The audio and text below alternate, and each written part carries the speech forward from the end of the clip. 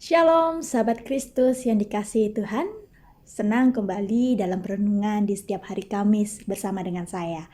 Sahabat Kristus, pada hari ini kita akan bersama-sama merenungkan firman Tuhan yang tertulis dalam Injil Yohanes pasal 4 ayat 23 hingga 24 di bawah tema kebenaran yang memerdekakan. Mari sebelumnya kita bersama-sama membaca firman Tuhan yang tertulis di dalam Injil Yohanes pasal 4 ayat 23 hingga 24. Yang demikian firman-Nya. Tetapi saatnya akan datang dan sudah tiba sekarang bahwa penyembah-penyembah benar akan menyembah Bapa dalam roh dan kebenaran. Sebab Bapa menghendaki penyembah-penyembah demikian. Allah itu roh. Dan barang siapa menyembah Dia harus menyembahnya dalam roh dan kebenaran. Amin. Nah, sahabat Kristus, saya mau mengawali perenungan ini dengan kita bersama-sama mendengarkan sebuah ilustrasi dari seorang bernama Nasruddin. Jadi ketika sedang berjalan-jalan, seorang yang bernama Nasruddin ini melewati sebuah sumur yang membuatnya ingin melihat ke dalamnya.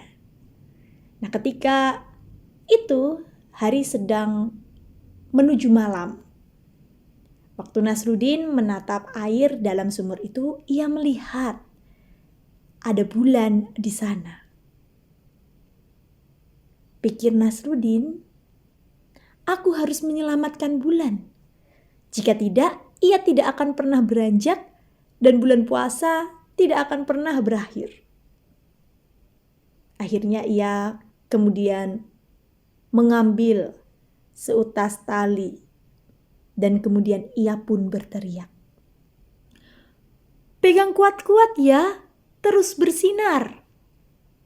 Lalu Nasruddin melemparkan tali itu dan tali itu ternyata terjerat pada sebuah batu besar di dalam sumur. Dan Nasruddin menghela tali itu sekuat tenaga. Ketika ujung tali sudah hampir mendekatinya, ia terjatuh terpelanting. Dan sambil terkapar, matanya memandangi langit. Dan tiba-tiba saja ia melihat sang bulan sudah ada di sana. "Bisa juga engkau keselamatkan," kata Nasruddin. "Betul kan? Untung saja saya lewat." Nah, sahabat Kristus, melalui ilustrasi cerita ini, kita mau melihat bahwa terkadang banyak orang berusaha sekuat tenaga membela kebenaran dengan sibuk menyalahkan ini dan itu demi kebenaran. Padahal kebenaran yang sejati itu tidak perlu dibela.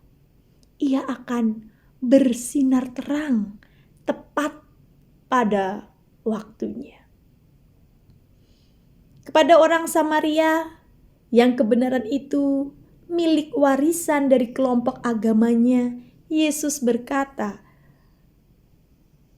"Tetapi saatnya akan datang dan sudah tiba sekarang bahwa penyembah-penyembah benar akan menyembah Bapa dalam roh dan kebenaran, sebab Bapa menghendaki penyembah-penyembah demikian."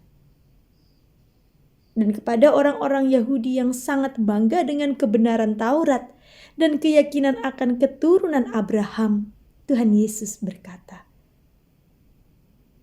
"Kamu akan mengetahui kebenaran, dan kebenaran itu akan memerdekakanmu." Hal ini tertulis di dalam Injil Yohanes 8 ayat 32. Jadi sahabat Kristus, kita belajar bahwa kebenaran yang masih memerlukan pembelaan tentulah bukan kebenaran. Sebab kebenaran yang sejati tidak akan membelenggumu menjadi pribadi yang picik dan sempit ilmu. Melainkan kebenaran yang sejati adalah kebenaran yang memerdekakan setiap kita. Amin.